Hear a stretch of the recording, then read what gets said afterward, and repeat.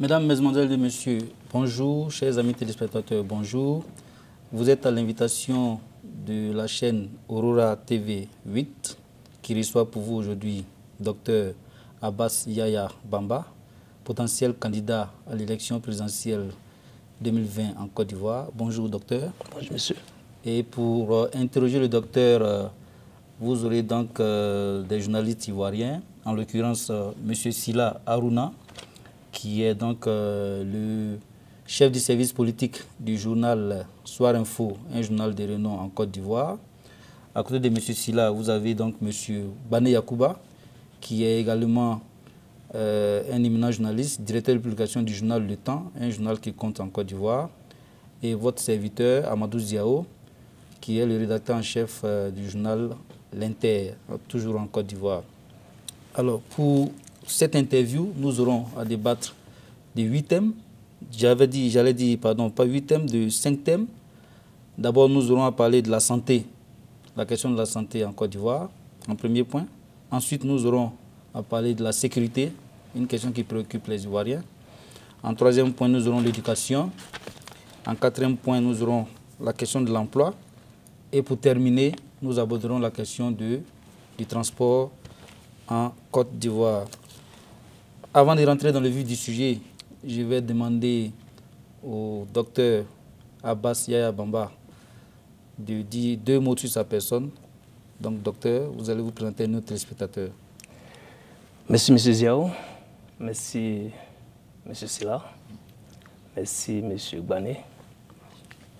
Je vous souhaite la bienvenue dans l'État de Colorado pour nous rencontrer, me rencontrer précisément.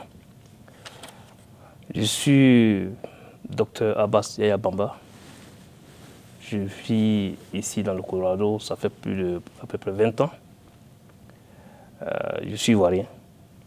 Je suis né en Côte d'Ivoire, dans le nord-ouest de la Côte d'Ivoire, précisément dans la ville qu'on appelle Wanino. Et j'ai fait mon cycle primaire dans cette même ville, mon cycle secondaire est dans la basse côte ivoirienne, Boaké, Abidjan. J'ai fait un peu l'Université nationale d'Abidjan. Et j'ai pris mes valises pour venir aux États-Unis vers la fin des années 90, sur le chemin du savoir, pour venir découvrir ce pays-là, apprendre et retourner un jour en Côte d'Ivoire. Et je pense que ce jour-ci, ce jour d'aujourd'hui, c'est le symbole pour lequel je suis venu. Et maintenant, je parle en Côte d'Ivoire. Je suis informaticien, je suis chercheur, je suis inventeur aussi. Je suis chef d'entreprise. Bon, je fais de la politique aussi. Ce que je peux dire de moi-même, j'ai un doctorat en computer science, j'ai un master's, j'ai un bachelor. Mais ce n'est pas ça le plus important pour moi. L'éducation scolaire, c'est une éducation. Mais la plus grande éducation que j'ai reçue, c'est l'éducation du village que j'ai reçue. C'est ce qui m'a forgé, en fait. Et je me présente aujourd'hui aux Ivoiriens, à nos concitoyens, pour leur dire que je suis prêt. D'accord. Alors, docteur, vous êtes prêt? On va tout de suite rentrer dans le vif du sujet. Vous avez dit que vous êtes ivoirien, vous avez beaucoup de qualifications. Alors, je voudrais poser une question, en tout cas, pour balayer un peu le terrain. Vous êtes potentiel candidat à l'élection présidentielle en Côte d'Ivoire. Pourquoi justement vous voulez être candidat? Qu'est-ce qui vous motive cette candidature-là? Bon, potentiel candidat, la sémantique est là. Est-ce que je suis être potentiel candidat et être candidat? La décision viendra en fonction de l'évolution du processus qui ne sait pas de la date exacte de ces élections-là. Bon, admettons que je suis candidat, je suis potentiel candidat. Pourquoi je vais l'être? J'estime que après 30 ans de turpitude politique, la Côte d'Ivoire a une obligation de se revoir dans le miroir de l'histoire pour voir, pendant ces 30 ans-là, depuis 90, qu'est-ce qu'on a fait de bon. On a assisté à beaucoup de guerres politiques en Côte d'Ivoire. Bon, peut-être que c'est l'évolution historique de notre nation qui fait ça. Et l'apprentissage de ce processus qu'on appelle le processus démocratique qui fait qu'on a tous ces petits ratés. Mais j'estime que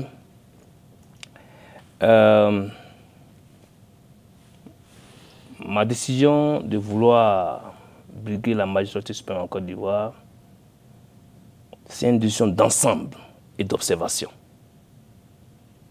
Vu tout ce qui se passe, j'estime que j'ai beaucoup appris, pas par rapport à mes études, mais par rapport à l'étude même de la société ivoirienne.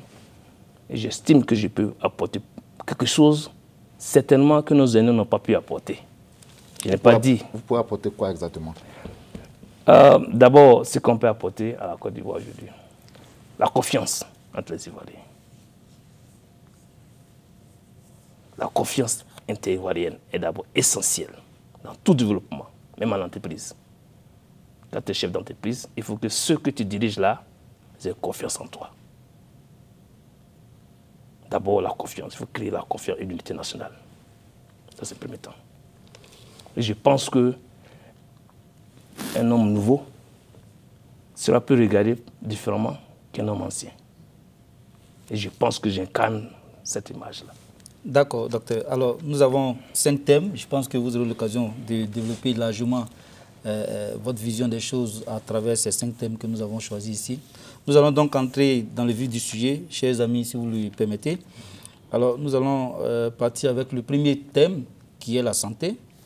La santé qui est un sujet qui préoccupe les Ivoiriens. Aujourd'hui, je voudrais entrer dans le vif du sujet en posant un postulat, sinon en faisant un constat qui a été fait récemment par les autorités ivoiriennes elles-mêmes, c'est que l'espérance de vie en Côte d'Ivoire a chuté jusqu'à 52 ans. Aujourd'hui, l'Ivoirien ne peut vivre que jusqu'à 52 ans. Alors, quelle est votre lecture de cette espérance de vie des Ivoiriens aujourd'hui en Côte d'Ivoire? C'est pratiquement les chiffres.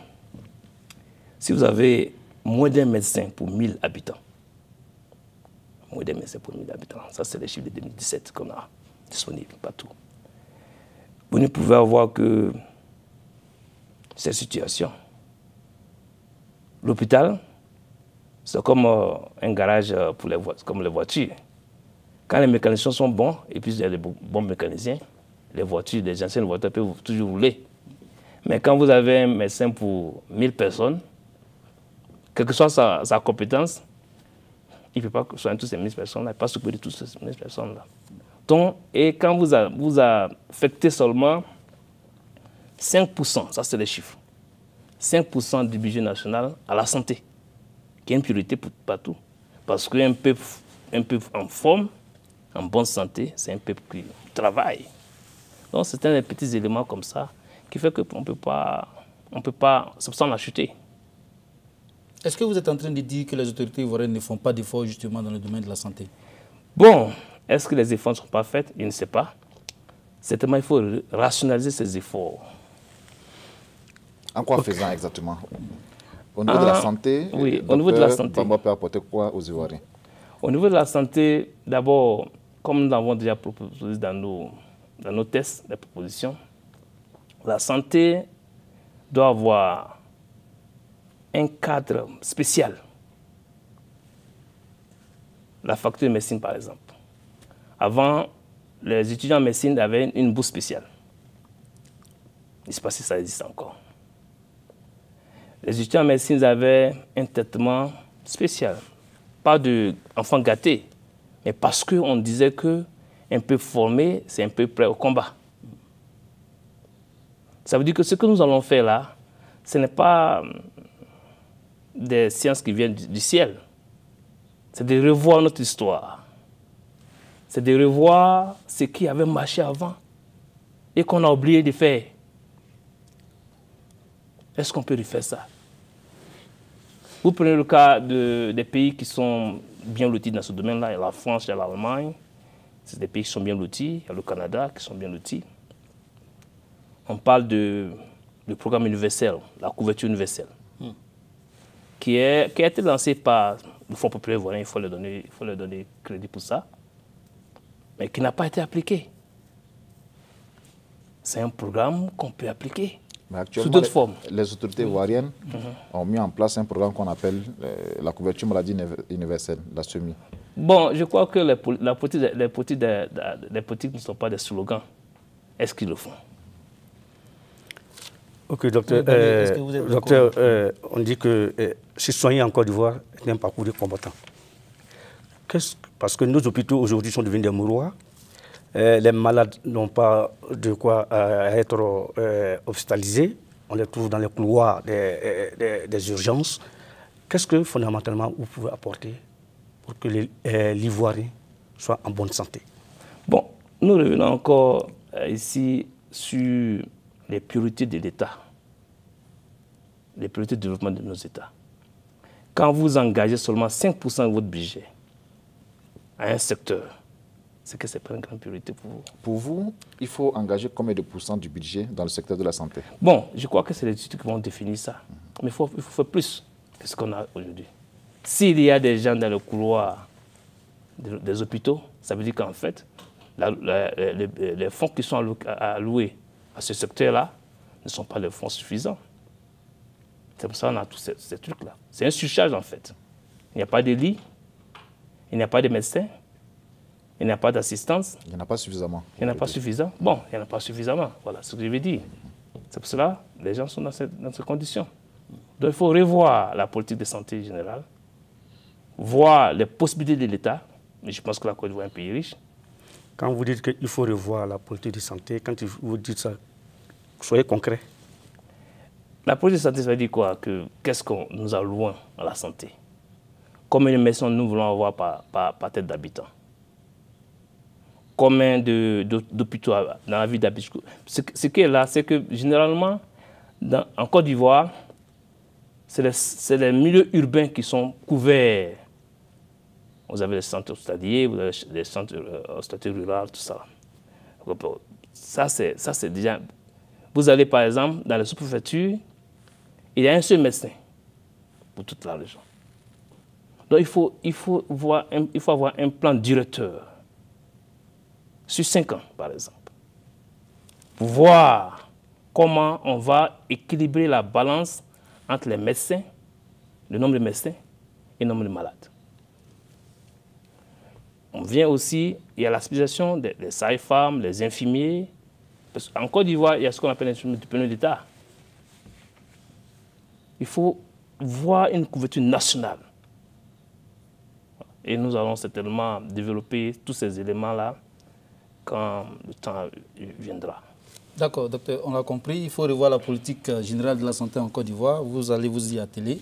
Nous allons donc passer rapidement au deuxième thème de cet entretien qui est consacré à la sécurité. On sait que la question de la sécurité préoccupe beaucoup les Ivoiriens. Aujourd'hui, on parle du phénomène des microbes en Côte d'Ivoire. Les agressions se font un peu partout.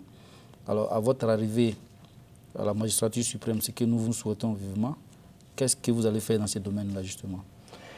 Bon, je crois que vous avez tout simplement noté, donné un pan de la sécurité. La sécurité est un fait global. Bon, le cas des microbes, c'est le cas qui fait presse. Et tout le monde en parle. Ça, c'est la sécurité physique, parce que c'est visible. Et moi, je vais un peu étendre ça, ce côté-là. Il y a aussi la sécurité qui n'est pas physique. Il y a la sécurité virtuelle, qui est aussi une sécurité essentielle. Bien, je vais répondre à votre question. Qu'est-ce qu'il faut faire pour que ces microbes-là ne soient pas des microbes? C'est-à-dire qu'un microbe en français, ça veut dire quoi?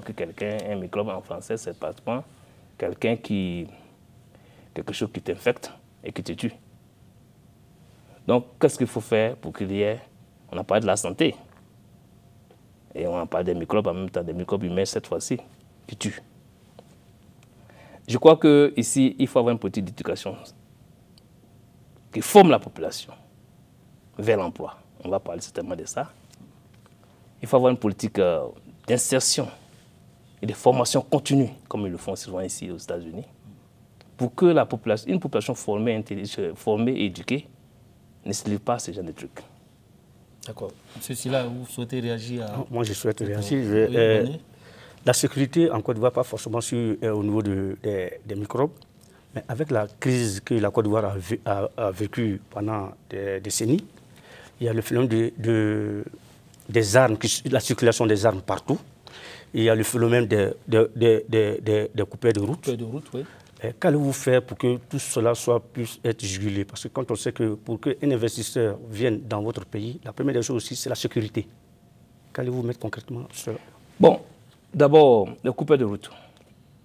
Quand nous étions encore jeunes, très jeunes, il y avait ce qu'on appelle les unités mobiles de la gendarmerie nationale de Côte d'Ivoire, qui n'avaient pas un poste fixe, qui parcouraient les voies, les grands axes routiers de notre pays. Ce qui juglait ces genres de phénomènes-là.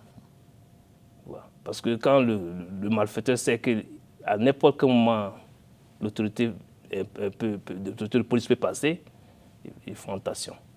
Il y a ça. Il faut revoir ça. On doit faire revenir ce système-là. Peut-être le densifier, parce que ces systèmes-là existent déjà. Non, ça existe déjà. Moi, je pense que ce n'est pas soutenu jusqu'à ce point. Voilà. Parce que tout ce que nous disons là, ce n'est pas des trucs qu'on va inventer. Il faut revoir, il faut avoir une planification générale de tout ça là.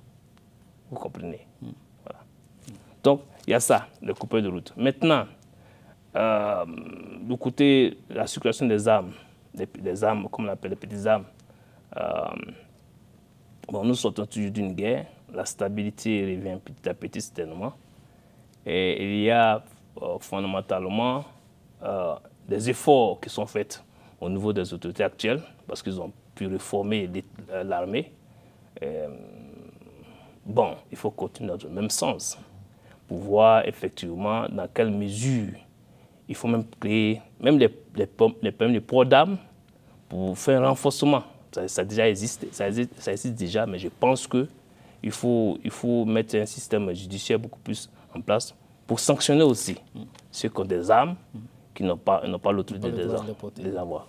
Est-ce que vous êtes d'accord avec les autorités ivoiriennes qui comparent l'indice de sécurité de la Côte d'Ivoire à celui des pays comme la Suisse, Genève et autres? Je crois que c'est un peu arrogant de notre part. Il faut, quand on a des problèmes réellement dans un domaine, il faut accepter ça. Tu vois. Le frère, M. Gbani a dit tout de suite là que nous sortons d'une guerre. Vous ne pouvez pas comparer un pays qui sort d'une guerre à un pays qui n'est pas en guerre. Et les chiffres sont là, il faut faire face. Je crois qu'ils font déjà des efforts avec la réforme de l'armée, tout ça là, pour se dire des efforts. Il faut continuer dans ce sens-là. Accepter que nous sommes là et accepter de mettre les solutions en place. D'accord. J'ai une dernière question. Au niveau de la sécurité, c'est vrai, on veut juguler l'insécurité, mais les moyens. Parce que quand on remarque que les forces de l'ordre sont sous-équipées, quand il y a une agression dans un quartier, on les appelle, ils vont mettre au moins, peut-être qu'on demande à celui qui a été agressé de mettre du carburant dans le véhicule pour qu'on puisse aller, en ce moment, l'agresseur s'évanouit dans la nature. C'est pour ça que je disais qu'il faut que nos politiciens arrêtent d'être des politiciens. L'Afrique a besoin d'un discours direct, d'un discours rationnel. Quand vous allouez 1% de votre budget à la sécurité et à la défense, quel résultat vous pouvez avoir? Les chiffres de 2017 sont là. 1% du budget ivoirien est alloué à la défense et à la sécurité. Vous sortez d'une guerre, vous voulez une stabilité. Donc la sécurité devait être une stabilité. Il faut au minimum combien? Non, on ne peut pas s'asseoir sur un plateau de télévision pour faire ça. Il faut des études. D'accord. Voilà. Ok. Donc on retient que, en tout cas, en matière également de sécurité, vous avez une politique à mener, vous avez des choses à proposer aux Ivoiriens. Nous allons passer au troisième thème, qui est l'éducation, qui est un autre pan très important dans l'évolution d'une nation. Aujourd'hui, on sait que la Côte d'Ivoire traverse des moments difficiles. Vous conviendrez avec moi, M. Silla, sur la question de l'éducation. Il y a beaucoup de grèves qui se font. Alors, à votre niveau, comment analysez-vous toutes ces grèves qu'on constate aujourd'hui dans le système éducatif ivoirien? C'est la déconfiture, c'est le résultat de la déconfiture de la société ivoirienne en général depuis 1990, où véritablement, nous avons assisté à l'émission directe. Il faut que nous acceptons tout ça, cette responsabilité-là, de la politique dans l'école. Et bon, on confond souvent revendication et doléances. On est plus syndicaliste qu'être académicien. C'est-à-dire qu'on veut apprendre. Bon, notre école aussi n'est pas adaptée. On nous dit souvent qu'en Côte d'Ivoire, la main-d'œuvre n'est pas qualifiée. Cela ne veut pas dire que les Ivoiriens ne savent pas lire et écrire. Et ça veut dire qu'en fait, notre système éducatif là n'est pas dirigé vers le marché. Un monsieur qui finit sa maîtrise en droit n'a pas appris autre chose que de faire du droit certainement. Tu vois? Donc, il y a une refonte de l'éducation. Les états généraux de l'éducation nationale ont été lancés au temps du ministre Soliou, je crois bien, au temps du ministre Bala Keïta. Bon, il y a eu de grandes résolutions. Nous, en Côte d'Ivoire, on fait toujours des grandes résolutions. C'est ce qu'il disait, en fait. On fait un petit tapage et puis on arrête. Il faut des plans directeurs sur le court, le moyen et le long terme. C'est essentiel. Sur le court terme, qu'est-ce qu'il faut pour sauver l'école ivoirienne? Pour sauver l'école ivoirienne, je crois qu'il faut... bon, il y a des efforts qui sont faits. Ils ont fait des universités un peu de façon décentralisée. Je crois que c'est déjà bon. Il faut maintenant revoir le système d'enseignement. D'abord, poser un acte correctionnel. On n'a pas du tout inventé pour un acte correctionnel. Et nous avons dit que dès notre prise de pouvoir, si dans le cas nous sommes candidats, on va faire les résultats de l'éducation nationale pour voir ce qui marche et ce qui ne marche pas. D'abord, poser un acte correctionnel. Et après, on va faire les actes d'innovation. Ok. D'accord. Qu'est-ce que vous attendez par vous allez parler on va parler de...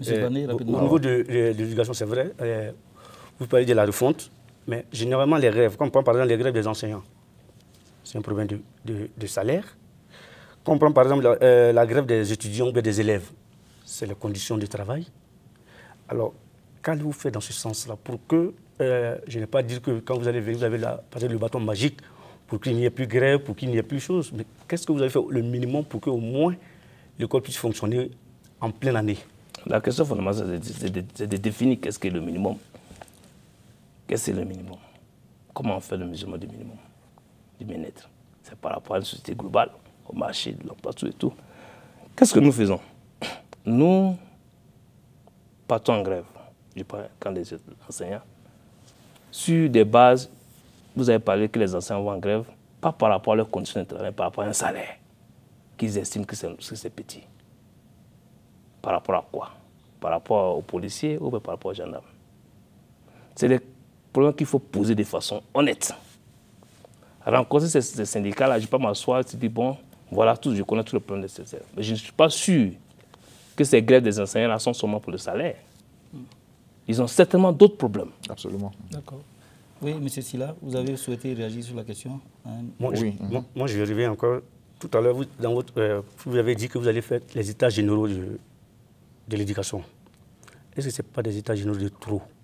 Dans la mesure où on sait que déjà, il y a eu plusieurs états généraux qui n'ont jamais été appliqués. Est-ce qu'il ne faille pas sortir ces états généraux, ces résolutions qui ont été prises, des tiroirs, les dépoussiérer, pour qu'on puisse mettre en application, au lieu d'organiser encore à nouveau des états généraux?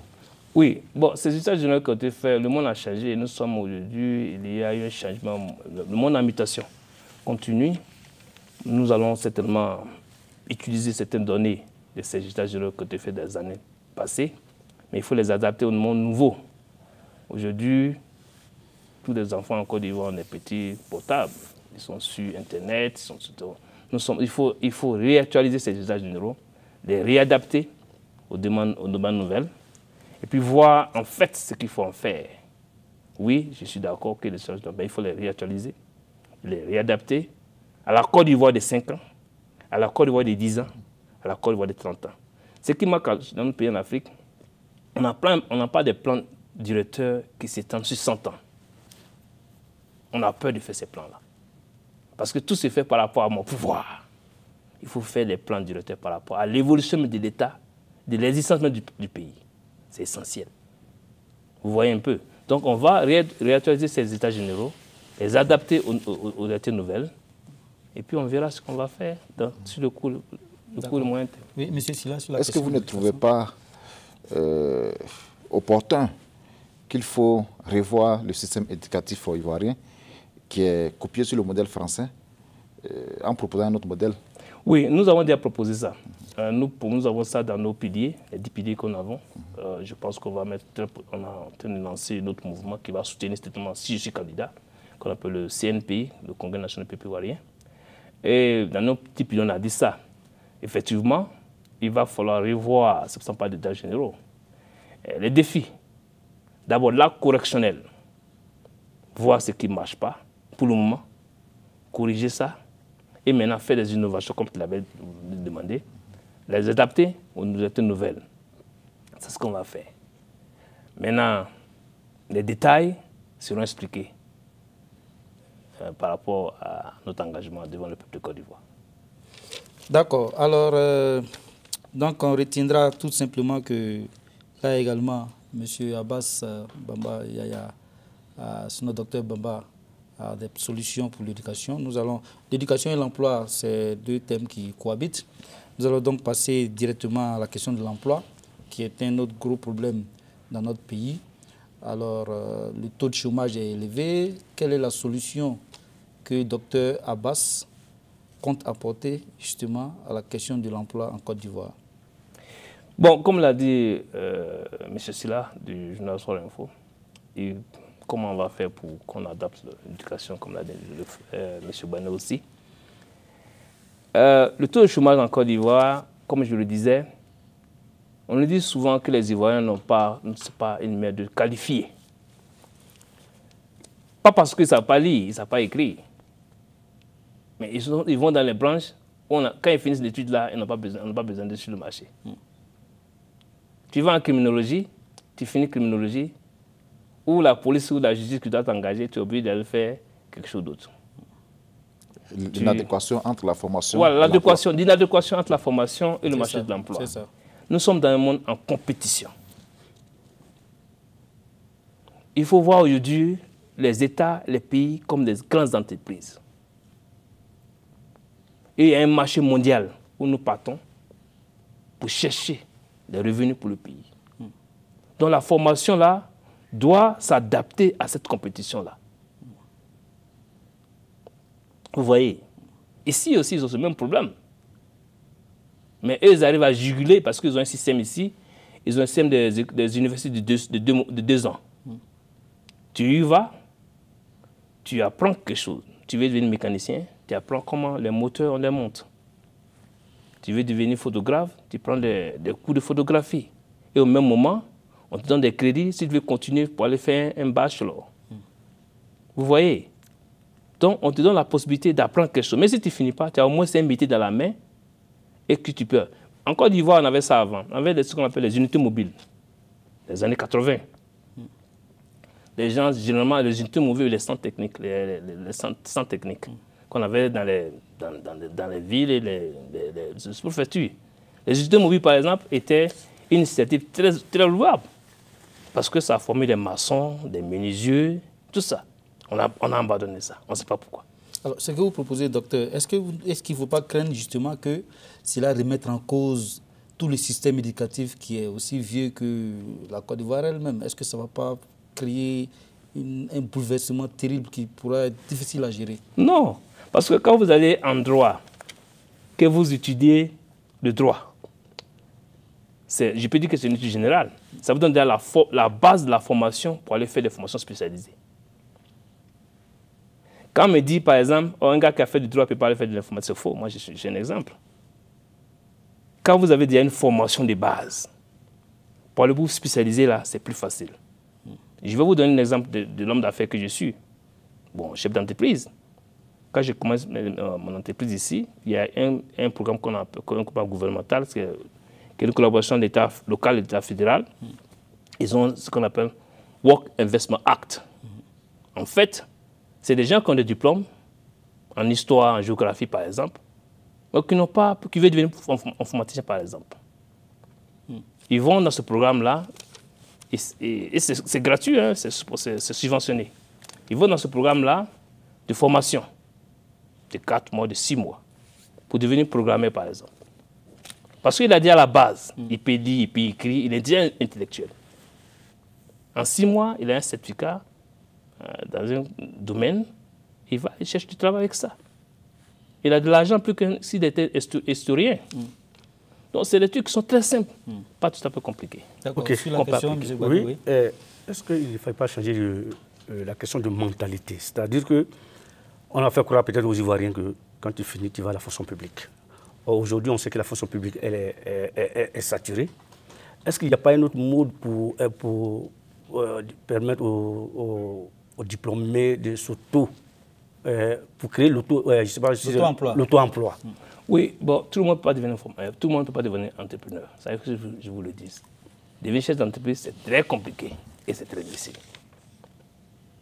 Il faut donner le choix à ceux qui finissent de choisir. En fait, vous dites que ouais, il faut. Mais est-ce que le mécanisme, oui, j'ai appris quelles sont les structures qui ont été installées tout récemment pour pouvoir donner aux Ivoiriens qui veulent faire des affaires, de faire des affaires. Tout à fait, les start-up, les très bon. Des start-up. Mais est-ce qu'on a véritablement étudié la capacité sociologique de ces gens-là? Expliquez-nous un peu, docteur, la capacité sociologique, c'est quoi? Est-ce que on a expliqué à ces gens-là, comme l'a dit le frère, M. Bané, est-ce que tu peux avoir une maîtrise ou un DEA dans tel domaine et te reconvertir sans honte, sans ego? Vous comprenez? Vous estimez qu'il y a des diplômés qui s'accrochent à leur diplôme sans vouloir se réadapter à la situation? Oui, mais ça, ce n'est pas un cas unique à la Côte d'Ivoire. Ça, c'est un cas même ici, aux États-Unis. Il y a des gens qui disent, oh, j'ai fait ça, bon, comment j'ai pris tout mon temps. C'est une question de volonté personnelle. Et d'éducation aussi. Les États dans nos pays, sur le continent africain, surtout la Côte d'Ivoire, nous sommes une république. On a une mission aussi d'éducation, de faire prendre conscience à la masse pour dire, bon, tu peux faire ça, mais il faut qu'on considère ces formations-là comme les formations de base. Si tu n'as pas pu t'insérer dans un milieu où tu n'es pas dans le corps pour... Voilà. Que préconisez-vous alors pour juguler le taux de chômage? Que préconisez-vous pour que les jeunes diplômés puissent prendre conscience que tout le monde ne peut pas être peut-être allé à la fonction publique, ou bien tout le monde, il y a des ouvertures? Que préconisez-vous? Bon, d'abord, il y a ce que j'appelle une prise de conscience nationale. Il faut que les Ivoiriens acceptent d'être employés aussi en dehors de la Côte d'Ivoire. Je parlais tout simplement des nouvelles technologies de l'information, par exemple. Il y a des milliers d'emplois sur Internet. Justement, le domaine dans lequel vous exercez, le domaine informatique, qu'est-ce que vous pouvez apporter aux Ivoiriens dans ce domaine-là, en termes d'augmentation du nombre d'emplois des jeunes? Bon, je prends le cas, moi j'ai visité beaucoup de pays, je peux dire le pays que j'ai visité. Je prends le cas de l'Inde. Les Indiens qui ont fréquenté ici, aux États-Unis, qui se retournent en Inde. D'abord, nous parlons toujours d'adapter nos systèmes éducatifs aux réalités nouvelles.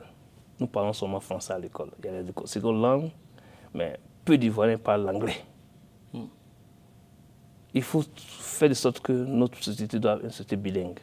Maintenant, dans le domaine informatique, moi je l'ai proposé il y a tellement longtemps de cela, à des amis qui étaient encore au pouvoir, pour dire que pour créer une usine de montage d'ordinateurs, on n'a pas besoin d'avoir un doctorat. Vous voulez parler de l'ancien régime, le régime de Gbagbo? Du président Gbagbo. Nous avons discuté de ça. On n'a pas besoin d'avoir des doctorats. L'investissement n'est même pas coûteux. Pour pouvoir faire des centres d'appel sous-traités à travers le Sénégal le fait, le Maroc le fait, et les compagnies en France qui ont des centres d'appel au Maroc. Et je ne pense pas que les Marocains pensent pas bon français plus que les Ivoiriens. Pas du tout. Pas du tout. C'est le truc qui se négocie. C'est-à-dire nous sommes dans une compétition mondiale. Allons vers ceux qui peuvent nous donner le travail pour le moment. Les Chinois l'ont fait. Et ce n'est pas une puissance mondiale. Vous allez négocier sur le marché, pouvoir créer cette classe moyenne de consommateurs internes. D'abord. Et après, maintenant, on peut s'autosuffire encore. Le patriotisme, c'est bon, mais pour le moment, là où nous sommes là, il faut communiquer avec ceux qui peuvent nous aider à créer ces emplois-là. Des partenaires. Encourager même des Ivoiriens qui vivent à l'extérieur. C'est que des moyens qui peuvent venir investir. Créer les conditions légales d'investissement. Faciliter l'investissement de la diaspora, par exemple. Moi, je vais en Côte d'Ivoire. Un Ivoirien qui est resté ici, quand il va ouvrir une menuiserie en Côte d'Ivoire, ce ne sera pas la même menuiserie que Boukari a ouvert en quittant Ouadénou. Il a une autre vision de la menuiserie qu'il va implémenter. Un Ivoirien qui est ici, qui va ouvrir une tôlerie en Côte d'Ivoire, il va l'ouvrir autrement, de façon moderne. Et je crois qu'il y avait un exemple comme ça, où il y avait un jeune Ivoirien qui avait ouvert à Trècheville, où on avait des voitures. Vous avez que son truc était plus différent que la voiture à Yopougon. Il faut faciliter tout ça. L'État a un rôle, c'est vrai, d'assistance, mais l'État aussi doit avoir un rôle de faciliter. Encourager l'investissement, ce n'est pas seulement les Blancs. Et les Ivoiriens qui sont à l'extérieur, qui ont de l'argent, qui peuvent revenir. Donc, tout ça, il faut créer un cadre macro et micro qui supporte ces initiatives-là. D'accord. Alors, docteur Abbas, nous avons compris également sur la question de l'emploi. Les Ivoiriens pourront donc apprécier toutes les propositions que vous faites et pourront faire le bon choix au moment opportun. Alors, nous allons passer sans plus tarder au dernier thème de notre entretien de ce jour avec la chaîne Aurora TV 8, qui est donc le dernier point consacré à la question du transport en Côte d'Ivoire toujours. Rien qu'à en juger par les longues files d'attente des Ivoiriens tôt le matin pour se rendre au travail, on se rend compte qu'il y a véritablement un problème de transport en Côte d'Ivoire. Alors, docteur Abbas, quelle est votre solution? Bon, la Côte d'Ivoire a 660 km de pistes d'atterrissage. On a peut-être un peu plus de 37. Je vais commencer par les aéroports d'abord. La congestion urbaine à Abidjan, par exemple, parce que tout le monde est à Abidjan. Le moyen de transport, je ne sais pas si le projet est toujours en cours. Je crois qu'il y a un projet de métro urbain. Tout à fait. Les travaux ont commencé. Voilà, un travail de métro urbain. Je crois que c'est des initiatives qui doivent continuer, qui doivent être encouragées. Et il ne faut pas faire des tapes à l'œil cette fois-ci. Il faut véritablement s'impliquer dans ce projet-là pour la construction de métro urbain. Je salue ceux qui sont en ce moment-là, comme je ne le fais pas très souvent. Mais que répondez-vous à ceux qui trouvent que le coût là, est très élevé? Bon, écoutez, vous allez sur le marché. Ce n'est pas seulement quand vous faites une décision, moi je suis un homme d'affaires, je suis chef d'entreprise, quand vous faites une décision d'achat, ce n'est pas forcément le chiffre que vous mettez dans l'achat, c'est les conditions de l'achat. Est-ce que ceux qui critiquent cette décision ont vu les conditions d'achat? Je ne l'ai pas vu, je ne peux pas donner je peux pas donner de... Je n'ai pas spéculé là-dessus. Ces personnes estiment que les 1000 milliards de francs CFA, c'est ça, auraient pu servir à régler d'autres problèmes plus urgents en Côte d'Ivoire. Non, je pense que le transport, c'est un problème d'urgence. Quand vous avez un malade qu'il y a des problèmes à Yopougon, qu'on doit transférer certainement dans un chip beaucoup plus spécialisé, et qu'il n'y a pas de transport pour le transporter, il peut mourir en route. Absolument, ouais. Donc le transport, ce n'est pas un truc sur la route, ce n'est pas un truc banal, c'est essentiel. C'est essentiel pour le développement d'un pays. Et c'est pour cela que nous, d'ailleurs, on a mis ça dans nos piliers. Nous parlons de désenclavement d'Abidjan. Nous avons parlé des deux ports de train, Tengrela et Abidjan. Et nous avons 3 axes. L'axe qui part d'Abidjan, sur la côte San Pedro, Touba, Odiné, va sur Tengrela. Pour le train? Par train. Et notre axe qui part Abidjan, Aboasso, Abengourou, Bondoukou, Bouna, et qui descend sur Tengrela. Et un autre axe qui part Abidjan, Yamsoukro, Boaké, Ferké, ça monte sur Tengrela.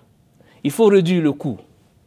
Parce que quand tu prends le cas Abidjan et tu pars à Tengrela, ça fait 8 heures, 9 heures de temps. Avec les trains rapides, on peut faire 3 heures ou 4 heures. Ça donne de la fluidité économique. La mobilité est essentielle dans tout développement. Nous avons aussi la mobilité virtuelle aujourd'hui, où on peut s'asseoir devant un écran d'ordinateur puis voyager par tout le monde, faire des achats. C'est en combien de temps vous comptez faire ce train-là? Bon, je pense qu'ici, voilà ce qu'on doit faire. L'État est une entité qui peut investir à crédit. Et je pense que l'État de Côte d'Ivoire est bancable aujourd'hui. On n'a pas besoin forcément d'avoir de l'argent pour faire ces grands travaux-là. Et nous avons dit que dès notre prise de pouvoir, les grands axes, si nous sommes certainement candidats, les grands axes de développement auront une grande direction qui va s'occuper de ces questions-là. Et je vous donne rendez-vous certainement, si nous sommes candidats, que nous sommes élus, de me reposer la question. Seulement, 90 jours après, je vous donnerai un plan. Okay. Donc vous allez recourir à un endettement? Oui. Certains estiment que la Côte d'Ivoire est suffisamment endettée? Non, je pense que l'endettement n'est pas forcément le chemin. Il y a le levé de fonds internes qui peuvent se faire. La Côte d'Ivoire a des biens. Aujourd'hui, on n'a pas forcément besoin d'aller sur le marché pour emprunter de l'argent. Il y a aussi le marché des trades, ça veut dire quoi? Des échanges. J'ai du pétrole, tu en as besoin, tu as de l'argent, tu me donnes. Ou j'ai ça, j'ai du pétrole, tu as des messins, je te donne du pétrole, tu me donnes ces messins. J'ai du pétrole, bon, c'est comme ça. La Côte d'Ivoire, je pense qu'elle est solvable dans ce domaine-là, et on peut le faire, si on est bien organisé. D'accord. Okay. Oui, M. Bani. On ne peut pas parler de transport en Côte d'Ivoire sans parler du phénomène des Nyambrou. Des Nyambrou qui minent quand même ce secteur. Quelle politique allez-vous mener pour que ce phénomène puisse peut-être prendre fin, puisse être bien organisé pour le bonheur des usagers? Il faut déjà définir ce que c'est que le Nyambrou. Voilà, le Nyambrou, je crois que c'est les petits travailleurs qui gravitent, qui n'ont aucune qualification, mais qui gravitent autour des gares, des transports en commun, et qui rançonnent pratiquement les usagers. Voilà, ils prennent l'argent avec les usagers, et ça, les transporteurs répercutent le contre-coup sur les coûts des transports. Oui, le Nyambrou n'est pas un phénomène nouveau. En fait, il y a une organisation anarchique de transport en Côte d'Ivoire. Ça fait que, en fait, il y a eu des tentatives au niveau du transport, des actions de transport en Côte d'Ivoire. Ils avaient créé ce qu'on appelle les syndicats, en fait, dans le milieu du transport avant, étaient en fait des syndicats. Ils disent, syndicats, en fait, comment ils faisaient? Il y a une ligne, par exemple, la ligne Touba-Man. On dit, OK, le Bandian, il y a 5 Bandians qui doivent partir de Touba à Man par jour. Donc, il y a une organisation. Premier, deuxième qui va partir. Il y avait une autodiscipline. Maintenant, quand vous allez dans les grandes villes comme Abidjan, où il y a beaucoup de compagnies de cars, bon, les gens se battent pour que chacun puisse avoir un passager. Donc, on n'attend pas que le passager arrive à la gare pour prendre le billet. Il y a des gens qu'on envoie pour voir où tu vas. On t'accueille, quand tu arrives par exemple devant la mosquée à Djamé, on t'accueille. Où toi tu vas? On prend tes bagages, il y en a même qui disparaissent tes bagages. C'est pas ça que ça se passe. Donc, tout ça, c'est une question d'éducation de la population. De la sécurisation de nos espaces, on a parlé de tout ça. Vous voyez que tous les sujets dont on a parlé sont liés. Vous voyez, le niveau d'éducation au niveau du monde du transport. Vous voyez. Est-ce que, et puis aussi, il y a une floraison anarchique des syndicats. Ouais. Donc il faut aider, il faut encadrer ces gens-là. Il faut les former. L'État a un devoir d'assistance, pas seulement de police. Il faut créer un cadre de formation. Un cadre organisationnel, je crois que le ministère du Transport qui existe quand même, qui doit créer ce truc-là. Parce que non seulement ils vont gagner plus en étant organisés, et la sécurité va régner, et même ils seront contents. Donc, et c'est ça, nous avons mis ça aussi dans nos réflexions. On dit que nous sommes très au courant de ça, de ce phénomène dont vous parlez. Mais c'est un des phénomènes qui sont liés au niveau de l'organisation, au niveau de la société de l'État aussi. Okay. D'accord. Deux dernières informations. Intervention, il reste 5 minutes pour terminer. On ne peut pas parler de transport sans parler de route. On dit que la route précède au développement. Aujourd'hui, quand on regarde l'état des routes en Côte d'Ivoire, la majorité des routes sont dégradées. Quand je dois prendre les produits vivriers de Gagno à Abidjan, c'est un parcours de combattants. Il y a des nids partout. Quelle politique allez-vous mener pour que les routes en Côte d'Ivoire soient dans un bon état?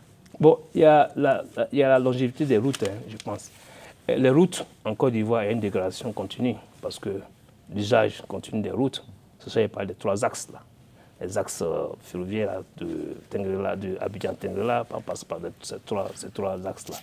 Il faut d'abord diversifier nos moyens de transport. Le transport aujourd'hui ne doit pas forcément un transport physique. Il y a aussi le transport virtuel. Je ne suis pas obligé d'aller à Boisseau ou à Bonois ou à Bengourou pour avoir du manioc, par exemple. Ou quelque part au nord, pour avoir du coton, je peux rester sur mon clavier et puis faire l'achat pour que certains puissent faire venir ça. Donc d'abord, il y a ça. Il faut d'abord diversifier le transport physique, le transport virtuel, et aussi investir dans ce qu'on appelle, comme vous appelez, la dégradation des voies. Par exemple, la voie, qui est une voie très importante, la voie Yamoussoukro-Daloa. C'est une voie qui est très importante, mais qui est très dégradée. Il y a des travaux en cours. Ouais. Les travaux sont en cours, mais ça prend du temps. Voilà. Ce n'est pas des distances longues. Vous avez vu ici, ce n'est pas des distances longues. On ne peut pas prendre 2 ans pour faire ça. Voilà. Et puis, c'est pas seulement, ça ne pas à la chose. Vous prenez l'axe Yamoussoukro, Daloa, Diokuman, vous allez voir. Pourtant, c'est des axes qui sont très importants. Donc, nous avons déjà réfléchi dans ce domaine-là. Il y a des techniques d'investissement qu'on va employer, mais qu'on va détailler au moins opportun. D'accord. Okay. Dernière intervention, c'est oui, dernière intervention. Toujours au niveau du transport, les transporteurs se plaignent des forces de l'ordre, les raquettes. Bon, je crois que le président Gbagbo, avant ce pouvoir qu'il a, le pouvoir du président Ouattara, le président Gbagbo, quand il est venu, il a pensé que c'était un problème de salaire. C'est pour ça que quand vous n'avez pas juste de la grève des enseignants, en parlant de salaire, j'ai dit que ce n'était pas forcément le seul problème. Quand il est venu, il a pensé que c'était un problème de salaire. Il a augmenté les salaires. Et malheureusement, ça n'a pas changé. C'est qu'il y a un problème structurel même.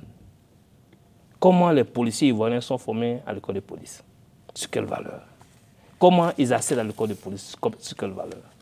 Si tu payes, si tu as fait des pourboires pour entrer à l'école de police, ça veut dire que tu es déjà dans une situation. Donc il faut que l'État ait une responsabilité ici de s'engager à former des policiers qui sortent avec une certaine culture honnête. Bon, ça, on va parler de ça, mais il y a des tentatives qui ont été faites par des gouvernements passés. Le président Babou l'a fait. Bon, le salaire n'est pas forcément le problème. D'accord. D'accord. Oui, M. Silla, une intervention là-dessus. Sur qui et sur quoi compte Dr Bamba Abaziaya pour réussir ce programme sur le plan du transport dont nous venons de parler, sur le plan de l'éducation, sur le plan de l'emploi, sur le plan de la santé. Et de la sécurité aussi. De la sécurité. Bon, en fait, je consulte les ressources humaines qui sont disponibles en Côte d'Ivoire. La Côte d'Ivoire n'est pas un pays pauvre. Quand on voit la qualité, nous avons été le pays qui était toujours cité au niveau du CAMES. Nos candidats au niveau du CAMES étaient toujours les lauriers. Je crois que tout ce que nous avons dit, nous comptons sur un peuple bien éduqué, bien formé, un peuple en bonne santé, un peuple qui se rend au travail sans inquiétude. Je compte d'abord sur la Côte d'Ivoire. La légitimité politique, pour moi, n'est pas forcément une légitimité internationale.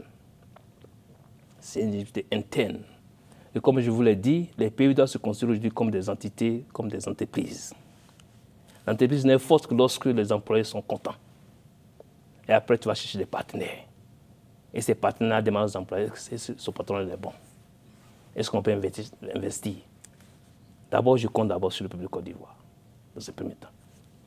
Et quand nous allons nous montrer nos sérieux, ceux qui sont les sérieux viendront. Oui, nous avons des contacts, je voyage beaucoup. C'est vrai pour mes affaires, mais aussi pour la Côte d'Ivoire. Je passe de la Côte d'Ivoire, partout je passe. Et je passe dans beaucoup de pays déjà. Donc, il y a ça. Bon, pour résumer, je compte sur les Ivoiriens. Je compte sur vous, la presse. Vous avez un rôle important, essentiel dans l'éducation même de la masse. La prise de conscience de la masse, c'est vous. On n'a pas dit d'être forcément aimer ce pouvoir, ce homme politique, mais ce qui fait là, est-ce que c'est bon? Pour que le relais là, dans la masse, soit accepté. Voilà un peu l'appel que je peux faire à vous, hommes de presse, et aux autres Ivoiriens des autres corps, que chacun se dise d'abord, qu'est-ce que je fais pour la Côte d'Ivoire? Est-ce que quand je me lève le matin, là, quand je rentre, c'est vrai, je dois manger, mais ce que j'ai fait là, est-ce que ça a apporté quelque chose à ma famille, à mon village, à mon pays? C'est une question de... La politique, pour moi, c'est une mission publique. Quand tu veux devenir riche, tu ne fais pas de la politique. Tu fais des affaires. Quand tu as dit de faire la politique, là, c'est pour aider les autres. Voilà un peu pour répondre à votre question. Je compte sur les Ivoiriens, je compte sur vous. D'accord.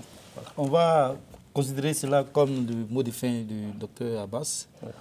Mesdames et messieurs les téléspectateurs de Aurora TV 8, nous sommes donc à la fin de cet entretien. Nous rappelons simplement que nous recevions Dr Abbas Yaya Bamba, potentiel candidat à l'élection présidentielle en Côte d'Ivoire en 2020. Et il était interrogé par Silla Aruna, chef du service politique du journal Soir Info en Côte d'Ivoire. Également Bani Yakouba, qui est le directeur de publication et rédacteur en chef des journaux Le Temps, également en Côte d'Ivoire, Le Temps et LG Info. Et votre serviteur Amadou Ziao, rédacteur en chef du journal L'Inter. Un dernier mot. On sera en Côte d'Ivoire en juin pour des tournées. Dans le cadre de l'installation de notre mouvement, le CNP, le Congrès national des peuples ivoiriens. D'accord. Alors, mesdames et messieurs, retenez que le CNPI sera donc en Côte d'Ivoire bientôt, en juin, dans le mois de juin, c'est ça, docteur? Oui. Pour des tournées d'implantation des bases. Et donc, chers Ivoiriens, vous avez l'information, il faut vous mobiliser pour accueillir donc, le CNPI. Mesdames et messieurs, merci de votre attention et à très bientôt.